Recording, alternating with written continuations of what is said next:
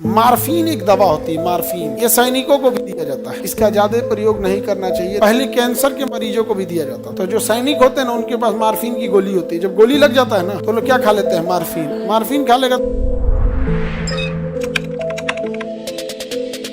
पीड़ाहारी analgesic, जो दर्द को कम करेगा उसे क्या कहेंगे? एनाल्जेसिक।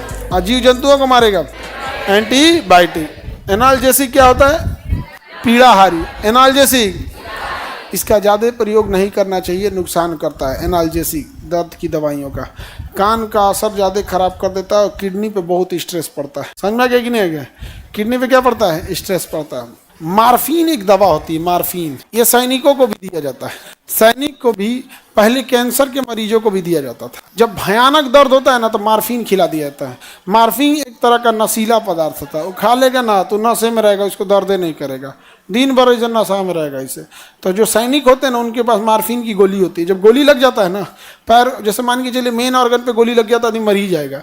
लेकिन क्रॉस फायरिंग, कभी इधर उधर पैर और में चोट लग गया तो लोग क्या खा लेते हैं? मार्फिन। मार्फिन खा लेगा तो उसका नशा में रहेगा, इसे दिन भर घूमे रहेगा। इसे बहुत भयानक नशा होता है मार्फिन का। समझ में आ गया? तो दर्द के लिए क्या किसका खा लेते हैं?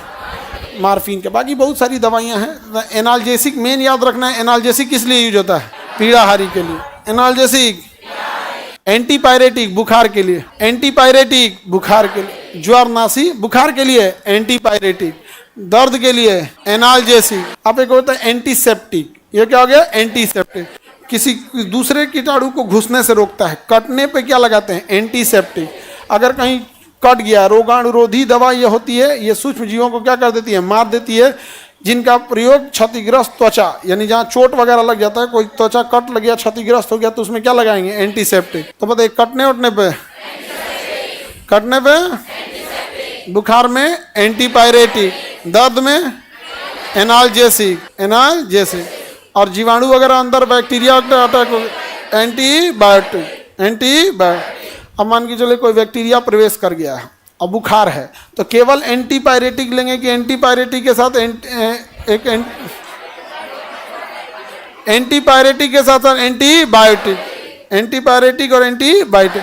इसलिए कभी मान के चलिए आपके शरीर में बैक्टीरिया का अटैक है और आप डेली एक बुखार का दवाई खाइए, तो बुखार तो सही हो जाएगा, लेकिन फिर दोबारा हो जाएगा, क्योंकि वो तो बस बुखार उतारेगा, बैक्टीरिया को नहीं मारेगा।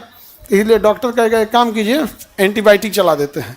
तो देहात के आदमी को ये लगता है ना, एंटीबायोटिक मतलब स्टेबलाइजर है, वोल्टेज बढ़ा देते हो, तो इसलिए शौखे कहेगा बड़ी गैस हो गया है, ठीक नहीं लग रहा था, नहीं वो एंटीबायोटिक चला दीजिए।